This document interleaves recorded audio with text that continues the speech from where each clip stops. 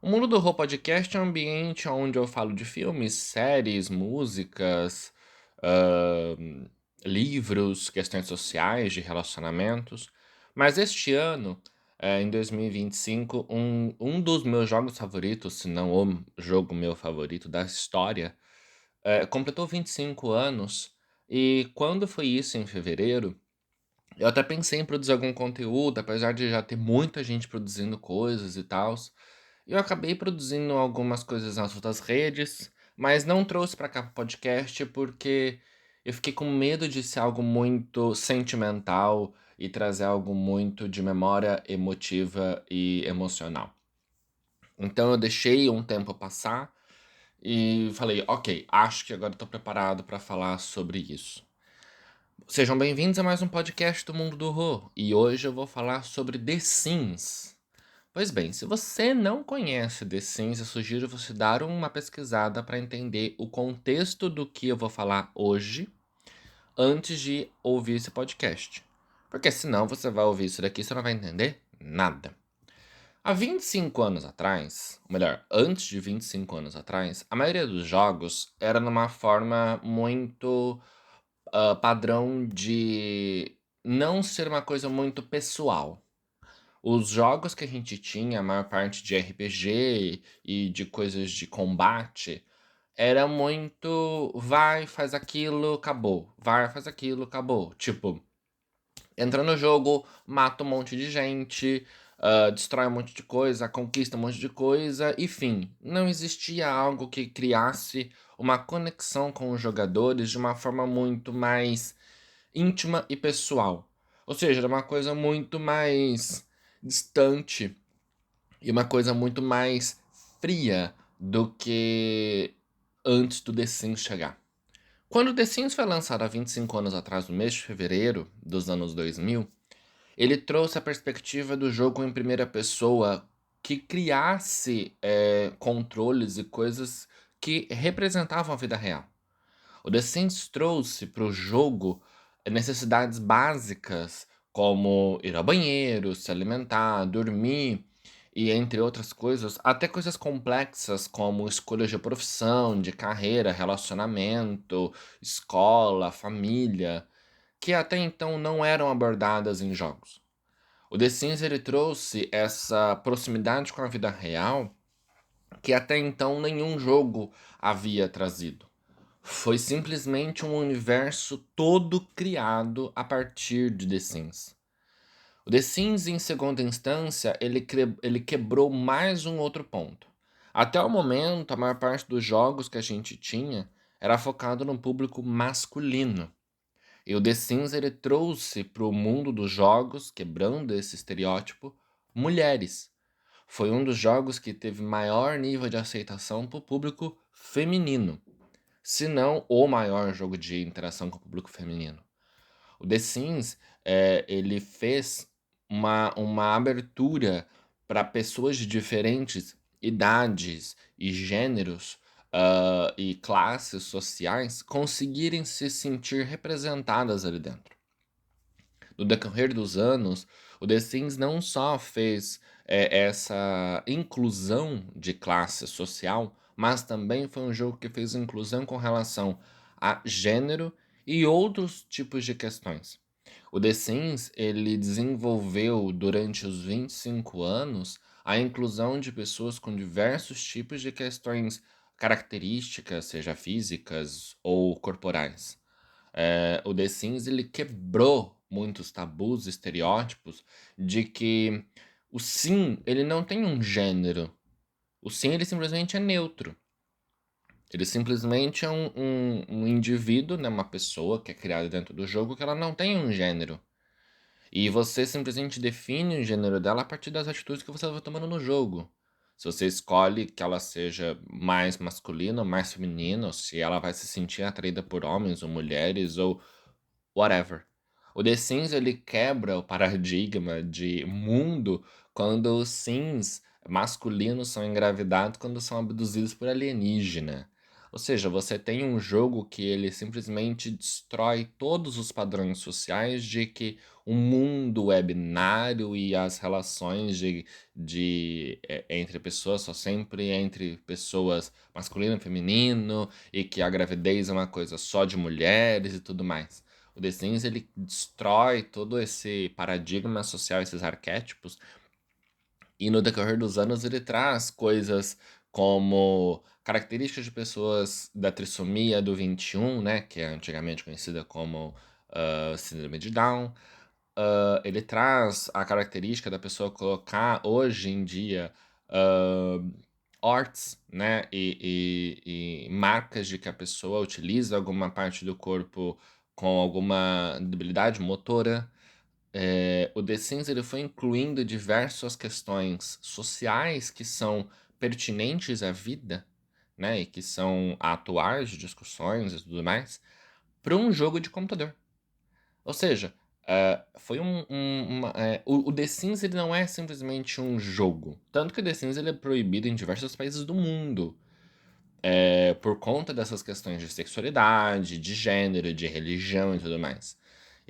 Imagina você ter um jogo que ele é bloqueado em vários países do mundo, simplesmente porque ele aborda questões que teoricamente deveriam ser naturais. É muito complexo.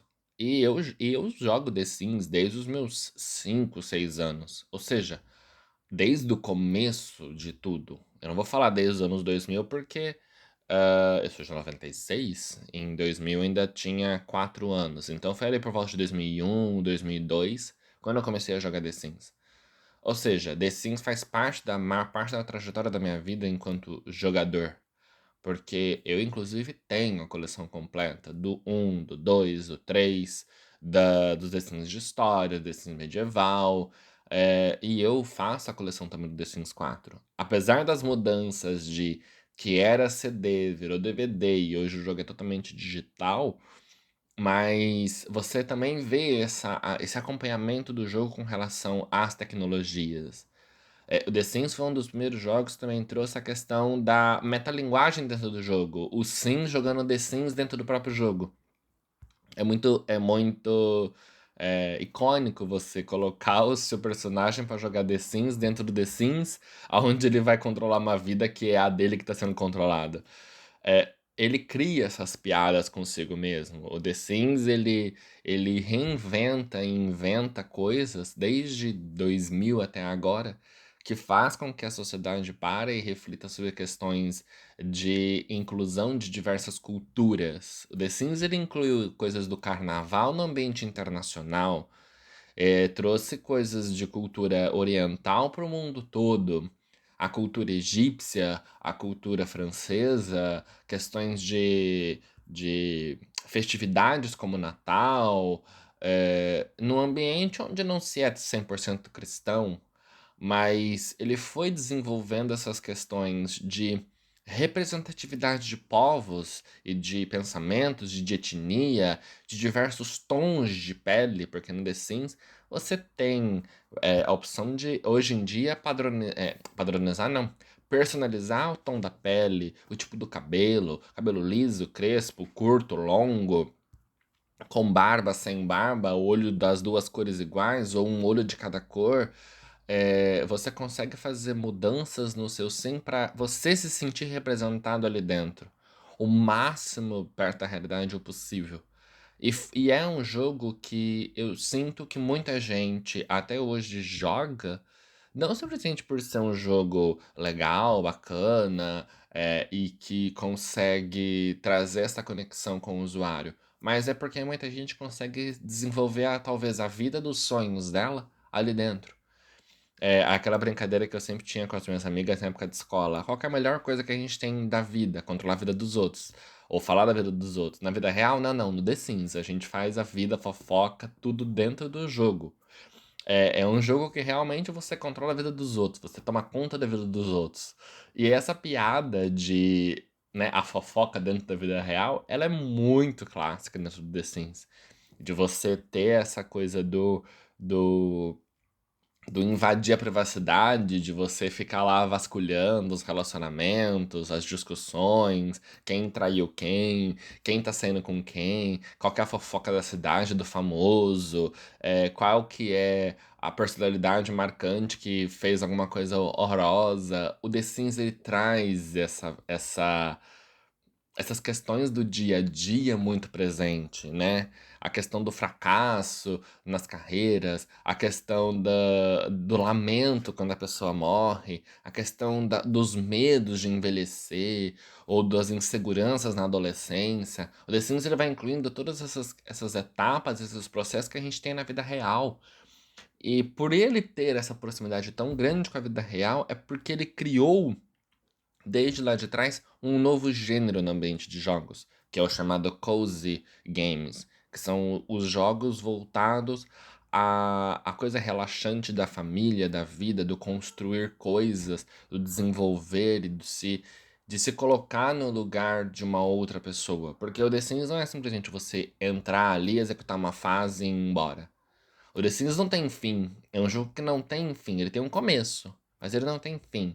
Você vai jogando, jogando, jogando, você desenvolvendo e construindo, reconstruindo e evoluindo e ampliando as coisas até quando você cansa, enjoa, deleta tudo e começa tudo de novo. Ou simplesmente espera que a Dona Morte venha e leva todo mundo embora, e se você não teve mais nenhuma continuação da família, a família se acaba. Mas é aquilo de você não ter uma exata missão a ser cumprida. E o The Sims, quando ele traz isso, ele traz diversos novos ambientes de jogos onde não precisa só de estratégia para conseguir ganhar, onde você não precisa desenvolver uma missão para conseguir vencer o jogo, onde você não tem que arrecadar uns pontos X para conseguir passar para a próxima fase. Não, simplesmente você tem que viver uma vida e ser uma pessoa criativa para desenvolver coisas ali dentro e conseguir avançar no jogo. É o objetivo do The Sims. É desenvolver a criatividade, é desenvolver o pensamento de, ok, se eu faço isso, ele vai se sentir feliz. Se eu faço aquilo, ele vai se sentir triste. Se eu consigo realizar um sonho, uma ambição dele, ele vai evoluir, ficar contente, eu vou ganhar pontos daquele sim. Se não, ele vai se sentir frustrado, ele pode simplesmente adoecer. Doença no The Sims. The Sims trouxe desde gripe, resfriados, doenças de mágica, fantasias e coisas desde lá do seu começo, quando começou as primeiras expansões do The Sims. E eu acho que o The Sims, ele tem essa representatividade na vida de muita gente da minha geração por conta disso. Que foi um jogo que trouxe muitas aberturas e muitos processos de conseguir se ver em algum lugar que muitas vezes você não tinha abertura para isso. E é isso. Eu sei que o episódio de hoje é um pouco meio nostálgico de contar essas coisas e contar esse processo do que o The Sims fez na vida de muita gente, na minha vida, no que ele representa socialmente falando. Mas eu queria fazer isso para ter uma marca registrada do The Sims, que é algo tão importante para mim aqui no podcast do Mundo do Rô. Então é isso. Siga o Mundo do Rô Podcast, que a gente tem um Instagram agora próprio do podcast. E sigam os outros Instagrams do Mundo do Rô, que a gente agora é um conglomerado. Nós temos o podcast, o blog e o Mundo do Rô Collection, que é onde eu compartilho com vocês, inclusive, as minhas coleções de coisas como The Sims, livros e afins que eu comento aqui com vocês. E é isso, até uma próxima e tchau!